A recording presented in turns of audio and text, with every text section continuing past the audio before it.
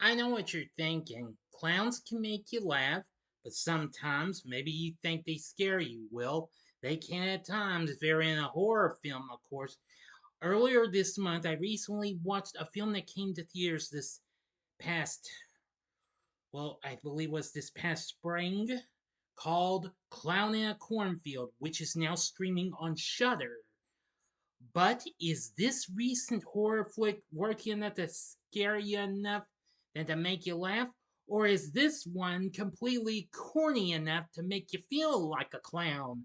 Find out in this spoiler free review right now. PT's Entertainment, Red Geeks and Reviews.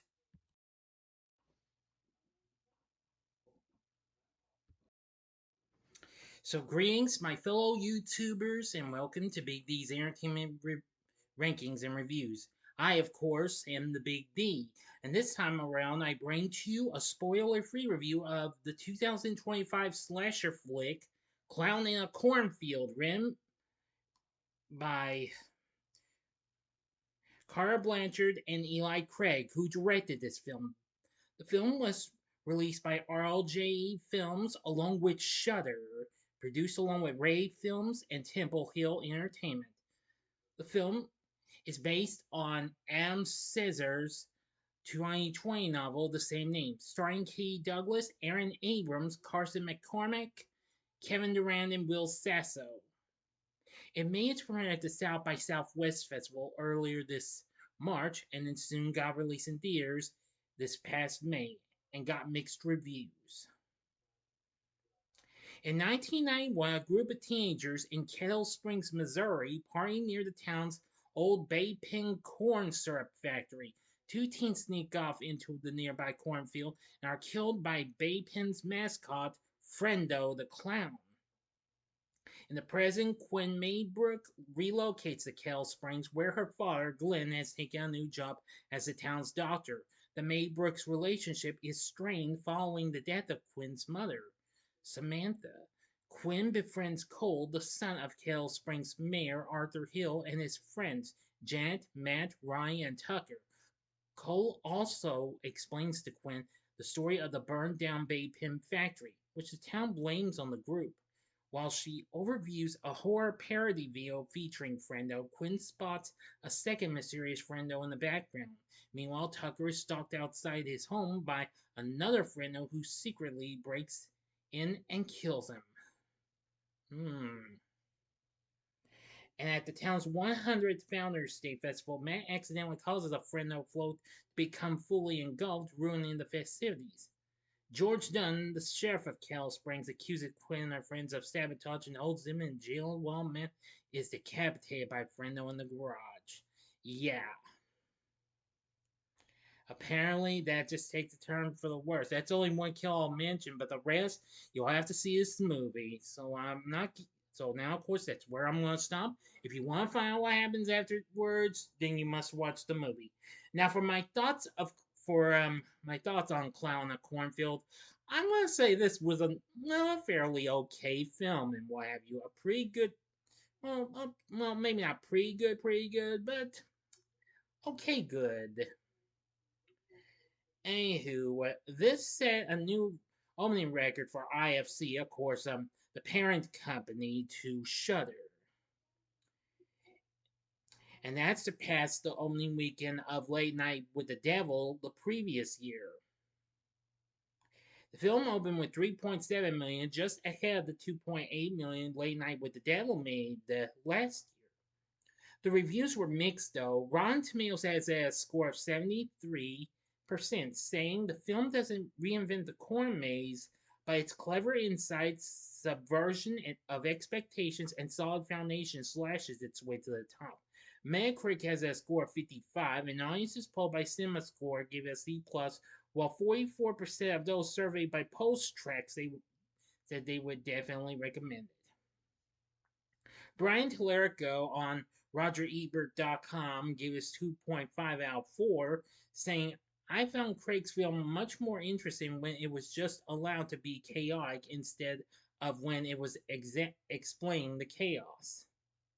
Blaine Discussion gave the film 3 out of 5, according to Megan Navarro, wrote Tucker and Dale versus Evil director Eli Craig tackles the most faithful adaptation with aplomb, bringing the right balance of gore and comedy for a zippy, lean slasher.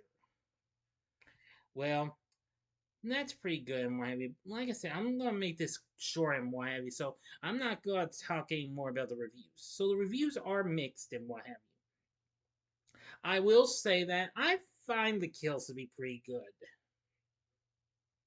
The setting in a fictional, I'd say it's a fictional town in Missouri, Kill Springs.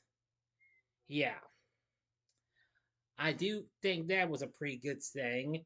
Fredno the Clown, while he's no Art the Clown or Pennywise, but he manages to pull it off. Now, for the cast, though, we have Katie Douglas playing the role of Quinn. And of course, Douglas is now among one of the few people who have been dubbed as a Scream Queen. So, yes. Glenn is played by Aaron Abrams, who has done numerous films and he's appeared on television, most notably in shows like Rookie Blue and Blue Bloods. And he was also in The Lovebirds on the film on Netflix. Cole is played by Carson MacCormac, who recently appeared as Brett Breyer in the two Shazam films. Yeah, not too bad. Vincent Miller played Rust, another pretty good character. Kevin Durand played Arthur, and of course, he's recently been in films like X-Men Origins, Wolverine, Resident Evil Retribution, Smoking Aces, and more recently, he was Proxima Caesar in Kingdom of the Planet of the Apes last year. And as Sheriff Dunn, we have Will Sasso, who you've seen in several movies. And of course, you currently have been seeing him on Georgie and Mandy's First Marriage. For the rest of the cast, we have Cassandra Potenza as Janet, Verity Marks as Ronnie, Io Solank as Tucker, and Alexandra Marandik as Matt. So the cast isn't too bad. It's music done by Brandon Roberts and Marcus Trump isn't too bad either. So this film does have its issues though, but I will kind of say Clown and Cornfield's kind of a mixed bag for me. Some of it was pretty good, some of it not quite. It kind of did drag on a little bit in the last act though, but I won't explain how that goes. You must watch the movie and find out. You be the judge. You might want to give this a shot. I mean, this kind of feels like you're seeing something like It or Terrifier, except blending with Cornfield. Think of it as Terrifier meets Children of the Corn in a way, but except no killer children. I know, I just read the editors if you were paying attention, but I'm dead serious about what I said. Oops, sorry, no pun intended. But Clown in a Cornfield, check it out. I'm not sure if the film is on physical media, but I believe it is. If so, then find it. But you can stream it on Shudder, or if you don't have Shudder, you can check out with an AMC Plus subscription. For my score, I'm gonna give Clown in a Cornfield 3 stars. On a scale of 1 to 10, I give it a 6.5. So what did you think of Clown in a Cornfield? Let me know in the comments section below. If you like this video, click the like button, subscribe, and be a part of the Big D Nation, and you know the rest. Don't forget, because I'm just 2 subscribers away from 1,000. I know I'll be there before this month's over. Maybe in the next. Let's not get too far ahead of ourselves.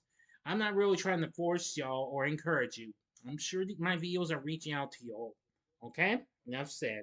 Alright, so that's going to do it. If you like my review of this, you may want to check out my reviews for Let me go ahead and give you the Terrifier films, like real killer clown in the form of Art the Clown.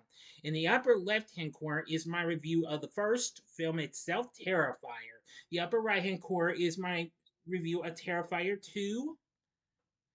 And the bottom left-hand corner is my spoiler-free review of Terrifier 3 from last year in 2024. And the bottom right-hand corner is the button you can click to subscribe if you like rankings and reviews on movies, TV, music, video games, etc. Then I'm your guy. Thanks for watching. Until next time, I'm the Big D saying, see ya.